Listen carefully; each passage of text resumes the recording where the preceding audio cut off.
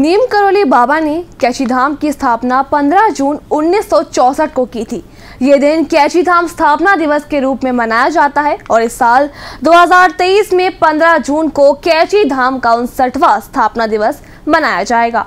नीम करोली बाबा की ही तरह उनका कैची धाम आश्रम भी पूरे देश में ही नहीं बल्कि विश्व में प्रसिद्ध है। नीम करोली बाबा के सभी भक्तों को 15 जून का बेसब्री से इंतजार रहता है। इस दिन नीम करोली बाबा ने कैची धाम में विधिवत तरीके से हनुमान जी की स्थापना की थी। तभी से इस दिन को कैची धाम के स्थापना दिवस के रूप में मनाया जाता है और अब धाम में स्थापना दिवस की तैयारियों के लिए मंदिर कमेटी के साथ साथ जिला प्रशासन भी जुटा हुआ है, क्योंकि इस बार करीब 1.5 लाख से ज्यादा श्रद्धालुओं के कैची धाम पहुंचने की उम्मीद है।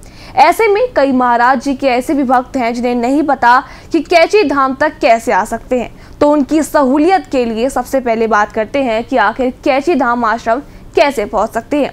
कैची धाम जाने से पहले आपको ये जानना जरूरी है कि कैची धाम आखिर कहां पर है।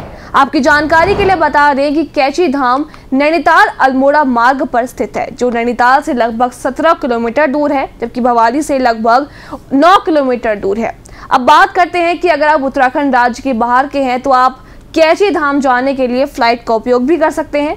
फ्लाइट से कैची धाम पहुंचने के लिए आपको सबसे पहले अपने नज़दीकी एयरपोर्ट से पंतनगर एयरपोर्ट के लिए फ्लाइट को पकड़ना होगा और पंतनगर एयरपोर्ट से कैची धाम की दूरी लगभग 80 किलोमीटर है।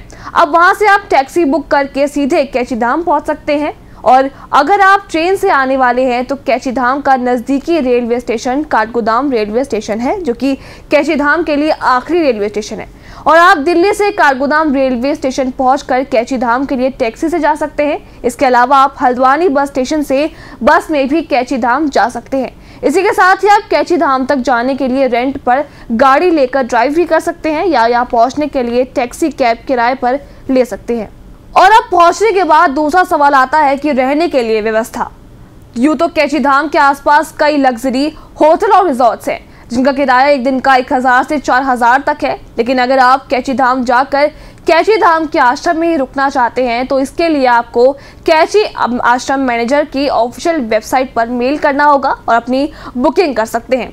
आमतौर पर श्रद्धालुओं को यहाँ सिर्फ 3 रात रुकने की मंजूरी दी जाती है।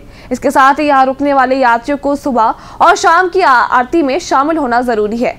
हालांकि बाबा के भक्तों की भीड़ का आलम ये रहता है कि तमाम जगहों से यातायात डाइवर्ट करना पड़ता है। पिछले कुछ सालों से यहाँ हर दिन भक्तों की संख्या बढ़ रही है, लिहाजा इस बार नज़ारा और भव्य होगा। इसके लिए मंदिर कमेटी ने तैयारियां शुरू कर दी हैं। इसी के साथ ही प्रशासन द्वारा पार्किंग की बड़ी व्यवस्था की गई और अस्थायी पुलिस चौकी भी बनाई गई है, ताकि श्रद्धालुओं को धाम में पहुंचने में कोई परेशानी ना हो। बहरहाल इस जानकारी से जुड़े कोई और सवाल आपके अगर हैं तो हमें कमेंट कर सकते हैं। फिलहाल इस खास पेशकश में इतना ही। मिलते हैं जल्द ही कैची धाम से जुड़ी कोई नई जानकारी के साथ। तब तक के लिए आप देखते रहिए JJN न्यूज़। धन्यवाद।